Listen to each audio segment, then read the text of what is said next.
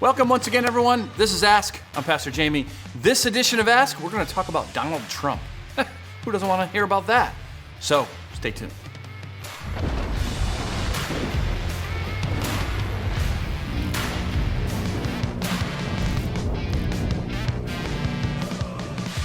Welcome again. This is where you ask questions, I answer them. So go to our website, CornerstoneBV.org. Media, it drops down, ask, hit it, put your question in, leave your name, don't leave your name. We need your questions for this show to be effective. If you have it, other people do too, right? Of course. Maybe not, but that's okay. All right. So the first one, as I teased out, is about a controversial figure, Mr. Donald Trump. The president for 4 years until was beaten in this last election. You probably knew that. Here's the question. This question might ruffle some feathers. Ooh. During Jesus' time on earth, organized religion seemed very politicized, i.e. the Pharisees. Fast forward to current times, organized religion seems to be politicized, i.e. Donald Trump. I get the impression at times if you are against Mr. Trump, then you are not a Christian. What is our church's stance on politics and or Mr. Trump? So, first of all, let's just deal with Jesus. First of all, politics are always part of the world. I mean, it's every country, depending on what government you have set up, there's always a hot button issue. Always has been. Because politics is about influence and power and who gets to make decisions. And so people care about that, right? People want power, or they want someone who's in power that agrees with them. So there you go. Now, Jesus' day. Very political. It was under the regime of Rome, and of course, so everything was very political, very similar to the United States, right? And but religiously speaking, the Pharisees were not very political, except for the fact that they hated Rome and they wanted the Messiah to come. Well, did they? On their terms, to overthrow Rome. The Pharisees were just zealous about protecting the law, the Mosaic law, and so. That's where they were born, and it was actually a good start. Like, the Pharisees were for a good reason, and the Jews had forgotten the law for so long that the Pharisees were like, this is not going to happen again. And so they were going to protect the law, which is a good thing, except they began to make extra rules to protect the law, which we would call legalism. And so that's why they were always fighting with Jesus. It had nothing to do with politics for the Pharisees. It had everything to do with Jesus saying, no. Your ideas about the Sabbath are not in the law. You don't need to do that. And they did not like Jesus' take on that, right? And other subjects as well. Now, the Sadducees, which you see in the Bible as well, a little bit different. They were very political. They were very liberal theologically. They didn't care a whole lot about the law, to be honest. They cared about their influence with Herod and with the Roman government in their area. And so that's why you don't see them fighting with Jesus as much, because Jesus didn't get really all that involved with politics until towards the end, when it was clear that Jesus' influence was sort of threatening certain Roman issues and powers, and now the Sadducees kind of aligned with the Pharisees. Usually they were very much against each other. Now, getting back to Trump, Mr. Trump, you asked about, and now that we're a year pretty much out from, right, or more from the election, maybe we can breathe a little bit and kind of look at what happened and maybe learn from it a little bit, or at least how I would look. How should a Christian think about an election like that? Because we'll probably have another one in 3 years. Whether Trump's involved or not, we'll probably have another one that'll be very, very controversial, and people will get angry and all that. I want to just kind of address one thing.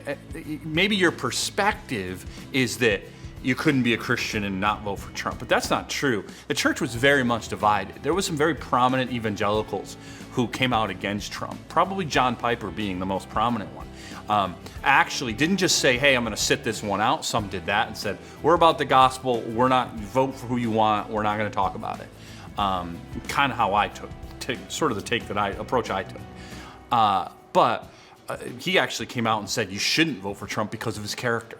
And he took a lot of people were in support, a lot of people were against. So it really wasn't just this whole you have to vote for Trump or you're not a Christian. That really wasn't the case, depending on where you were and who was influencing you. For me personally, you had 4 options, right? I like to break it down that way. 1, you can not vote. I don't like that option. You're free to do it. I don't think it's sinful. Some people sat it out, said I'm not voting at all, at least for the president. I'll vote for other things, but I'm not going to vote for the president because I don't like either candidate. I don't like that. I think we have the freedom to do it. I think it's sort of our right and privilege to vote. Even if we have to swallow hard and do it, we do it. Second option was a third party. You could vote for someone who had no shot at getting elected, of course. That's the problem. We're a two-party system right now. I wish we were a third-party system, or 4 or 5, but let's be honest. If you voted for someone like that, you're throwing your vote away. Now, one could argue if you live in Massachusetts, which I do, that you're throwing your vote away anyway because the Democrat is going to win. That wasn't ever in question. And so you could go third party, still voting, feel like you're voting more with your conscience, right? Third option, of course, vote for Joe Biden. The argument for Joe Biden was that he seems to be a kinder, better person than Donald Trump. I personally would beg to differ. I think both of them have different scars on their record, as so do I, and so do you. Joe Biden has a lot of things in his history that one could look at as a Christian and say, ugh, right? And so both have just different ways of coming across, of course. Donald Trump is a little bit ruder and comes more brash, but Joe Biden has his scars as well. Lastly, you could vote for Donald Trump. The argument here for it as a Christian is he's far more in line with the policies that we, on sexuality, gender, abortion, things like that we would say we agree with. The argument against, like Piper's argument, was his character. He was clearly a narcissist. I don't think that's hard to argue against. And he is a guy hard to root for as a Christian, if you're going to be honest, right? He definitely can demean people and come across as brash and narcissistic, okay? So what did I do? I did decide, number 4, to vote for Donald Trump. Couple of reasons. Again, I think this is a matter of conscience, like we talked about last week in our episode. I decided of third party, it'd be great. I was throwing away my vote. I'm going to vote. I believe that, again, as a Christian, and I think that bore itself out as he was responsible for a lot of change in the Supreme Court, which is the only reason we have any hope right now of having a case turn abortion away. And I think it's worth kind of voting for someone who's I don't like personally, I don't really know him personally, but his character, but saying, hey, maybe we have a chance to turn away the killing of millions of children. I'm going to take that shot personally, okay?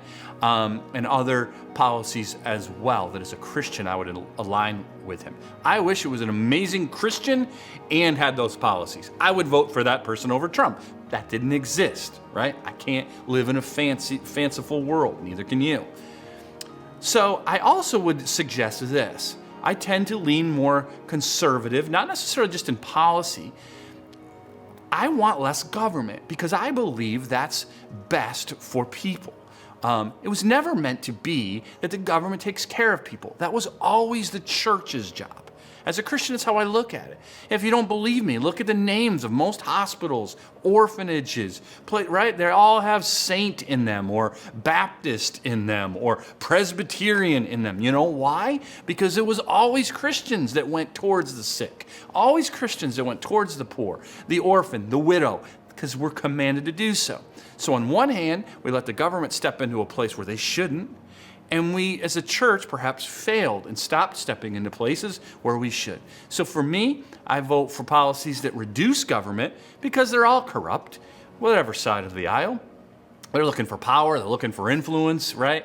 Whereas if we get less of it, and then the church can step in and do what God has ordained us to do, far better than any government organization. Again, I'm not telling you to vote that way. I'm just saying that's how I look at it in my, as I voted in the last election and probably will in the next one. I'm praying for a candidate that I can feel good about character and policy. There's a good chance that won't happen. We'll see.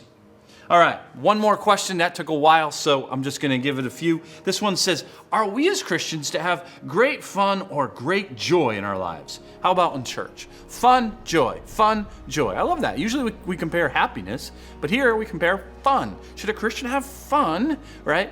And I think, I know that the Bible in the New Testament talks in the Old, but really the New, we're talking about the New Testament as a Christian. It's pursuing joy. right? And we talk about this a lot, right? Joy is rooted in eternal things.